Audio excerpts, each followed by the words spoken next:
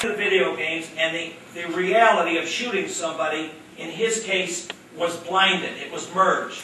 He had left playing video games. He then went home and didn't realize, had no thought during this process, during the time he was blinded, that his parents might be dead. They might never come back. John Otero and myself, where he has cried, tears running down his face, saying, "I'll never be able to forgive myself," shaking his head. He's a young man. He's not a professional speaker. Just, bear with me. It's our day. It's very emotional.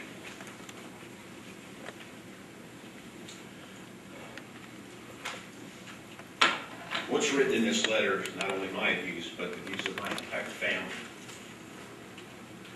I'm writing this letter on behalf of my son, Petric. Danny has had to face and is now facing the very serious consequences of what he did on October 20th, 2007. I know, without any doubt, he has severe regret, remorse, and guilt over what he did to his mom and I that evening. I can't count the number of times he has told me that he is so sorry for what he did and he'll never be able to forgive himself. I can also count the number of times he has told me that he is so happy that I survived and so glad to still be able to see me. He's told me that numerous times. I love you, Danny.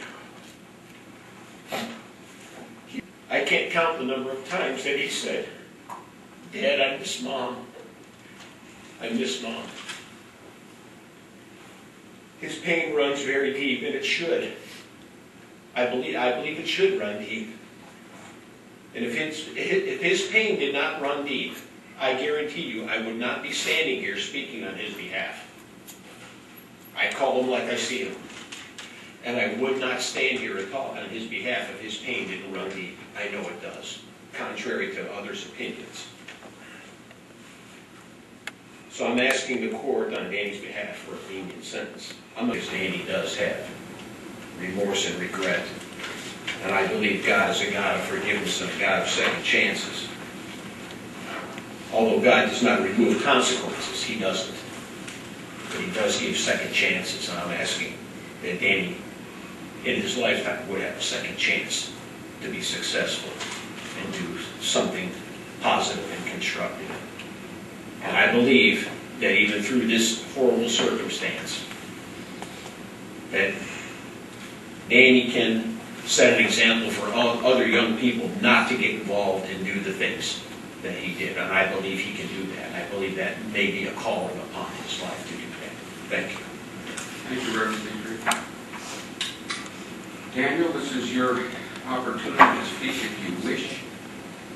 You're not required to, but certainly your opportunity. You can either sit or stand, whatever you wish.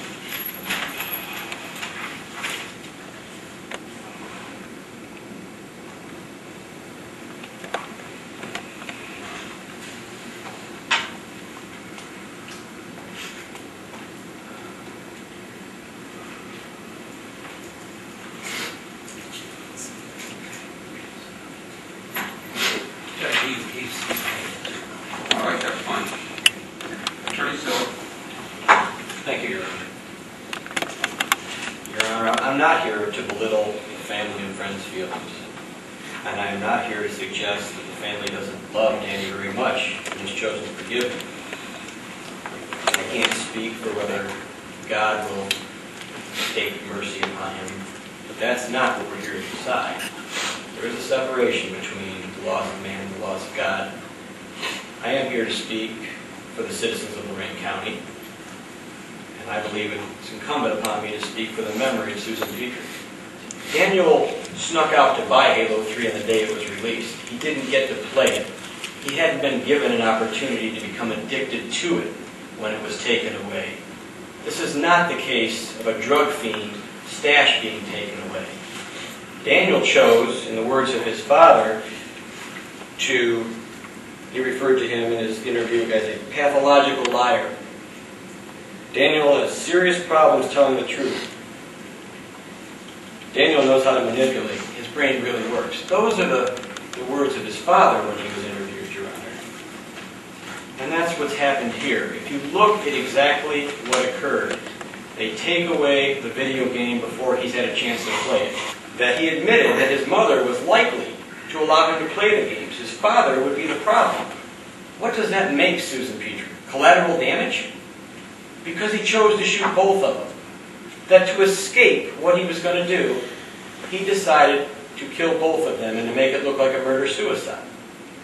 That he had to steal the key to the gun cabinet to accomplish this.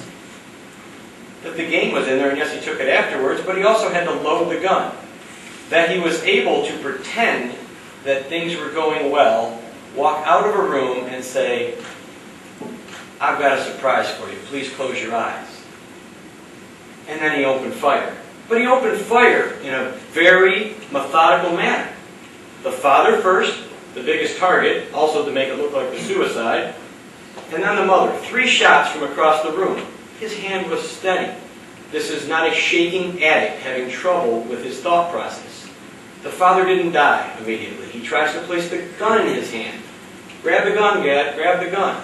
As he told Dr. Newhouse, what went wrong? Well, first my dad didn't die, and then my sister and brother-in-law, I knew they were coming over at 9 p.m., came over early, and it just all blew up in my face. And I believe trying to frame his father by putting a gun in his hand, stage the scene, and clean up deserves an additional 5 years, for a total of life without parole plus 21 years. That's what the state says is appropriate in this case, Your Honor. Thank you. A constant attention to these types of games creates a new hardware. And the type of behavior that that produces is difficult to measure in terms of when it might extinguish. There's nothing in Daniel's background that would indicate sociality. He didn't run away from home. Didn't torture small animals. Didn't fight with his parents. He wasn't a bully. Wasn't a predator at all. But sometime thereafter, it was difficult to see remorse. And I don't really assign that to some aspect of Daniel's character, but rather the condition that was probably created by this obsession and addiction. When Attorney Otero and Kersey and I believe Attorney Silla were young bucks practicing law, the juvenile court would have had it within its discretion to keep this matter in juvenile court. I hope I'm talking now for the future.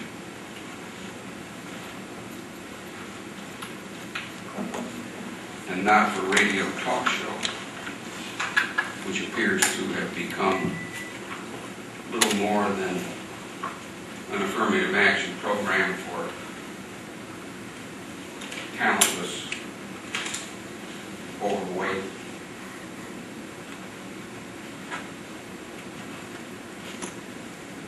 intellectually challenged white boys. Therefore, it will be the judgment of law and sentence of the court.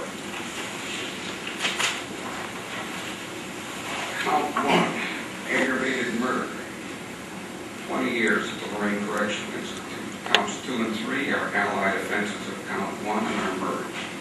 Count 4, 10 years at the Lorraine Correctional Institute. Counts 5, 6, 7, 8, 9, and 10 appear to be allied offenses to count 4, and they are merged. Count 11, 5 years at the Lorraine Correctional Institute. Those sentences will run concurrent.